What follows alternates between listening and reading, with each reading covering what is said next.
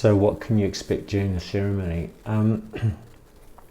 So this really is a subject that I'm not going to speak much about. I'm very careful with everything I've been sharing. I don't try and shape your journey in any way.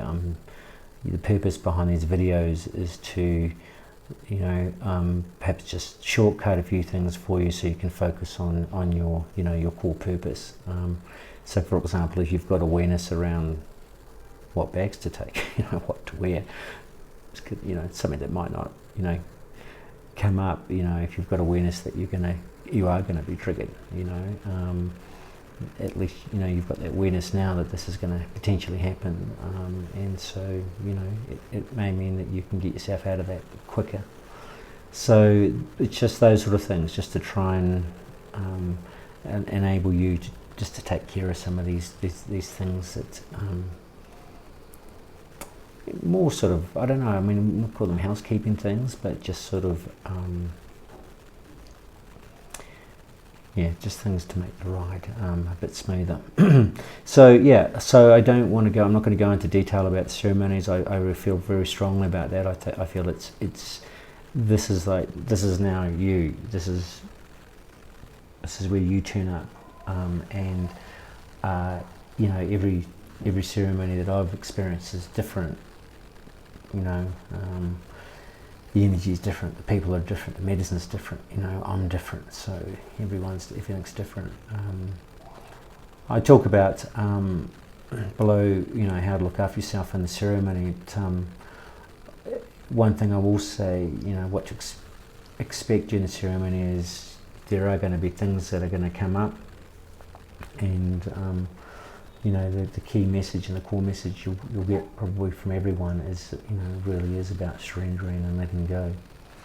So I mentioned a couple of times, what does it actually mean? So you've got an opportunity now to go out and do a bit of research for yourself and figure out what that means. So for me, surrendering is what I've talked about a number of times now, about identifying these energy parts of me that are a type where I'm holding on to energy. And I've, over the years, developed a number of techniques. I originally started using EFT, which is a tapping technique to change my energy state. Fantastic.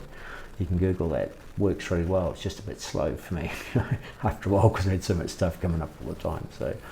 And then I found a breathing technique that did something similar, but was just a lot faster. And now I've just got my own, so I use different techniques. Sometimes use theta healing if I need to, or if it's something particularly large or feeling overwhelmed. This is where I find plant medicines particularly useful. And just to go in and just clear it out.